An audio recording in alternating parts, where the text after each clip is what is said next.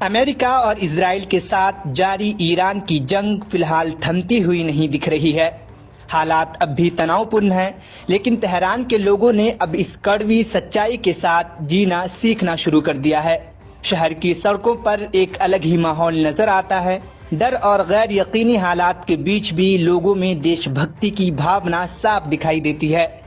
جگہ جگہ جھنڈے، پوسٹر اور دیش کے سمرتھن میں نعرے لگاتے ہوئے لوگ دکھ رہے ہیں۔ ایسا لگتا ہے جیسے پورا شہر ایک ہی سندیش دے رہا ہو۔ ادھر شہروں میں جگہ جگہ آیت اللہ خامنئی کے موت کے بعد نئے سپریم لیڈر کی تصویر لگی ہوئی دکھ رہی ہے اور لوگ بھرپور اس کی حمایت بھی کر رہے ہیں۔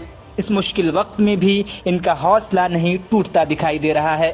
تہران کے کئی لوگوں کا ماننا ہے کہ حالات آسان نہیں ہیں، لیکن دیش کے لیے ایک جٹ رہنا ہی سب سے بڑی طاقت ہے۔ چنوتیوں کے باوجود شہر کی رفتار پوری طرح تھمی نہیں ہے۔ لوگ اپنے کام پر جا رہے ہیں، بازار کھلے ہیں اور زندگی دھیرے دھیرے نئے حالات کے ساتھ خود کو ڈھالتی جا رہی ہے۔ یعنی جنگ کے سائے کے بیچ بھی تہران کے لوگ ڈر سے زیادہ ہمت اور دیش بھکتی کے ساتھ آگے بڑھنے کی کوشش کر رہے ہیں۔